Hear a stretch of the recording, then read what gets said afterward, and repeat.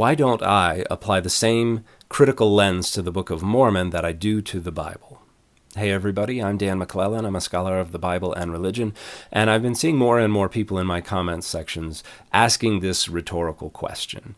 And there are two things to say by way of response. The first is that the Book of Mormon is neither my academic specialization nor the subject of this channel. I did spend 10 years as a scripture translation supervisor for the LDS Church, during which time I supervised many translations of the Book of Mormon into other languages. But my priority during that time, and the reason I was hired, was to help non-English speaking members of the church better access the Bible.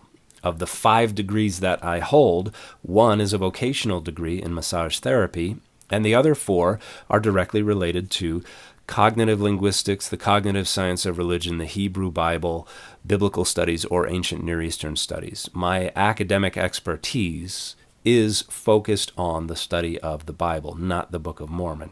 But this brings up the second thing to note, and that is that I do apply the same critical lens to the Book of Mormon that I do to the Bible. I have repeatedly and consistently on my channel and in other social media appearances pointed out that the data do not support an ancient origin for the Book of Mormon, and that if we want to understand what it's saying, we don't do that by back-translating it into Mayan or Egyptian or Hebrew. We do that by situating it within its early to mid-19th century literary and linguistic and rhetorical context, and I have published research doing precisely that.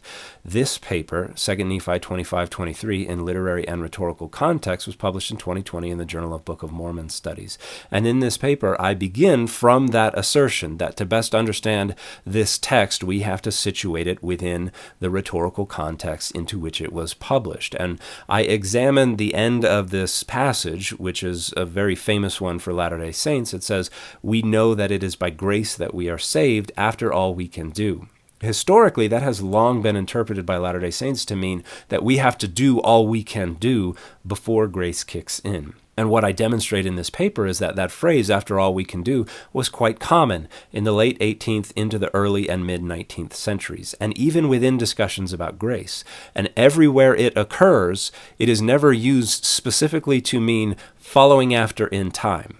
It is always used to mean despite all we can do, and particularly within those discussions about grace. In other words, when the Book of Mormon was first articulated and published, everyone would have understood this phrase to mean we are saved by grace despite all we can do, not once we have done all we can do.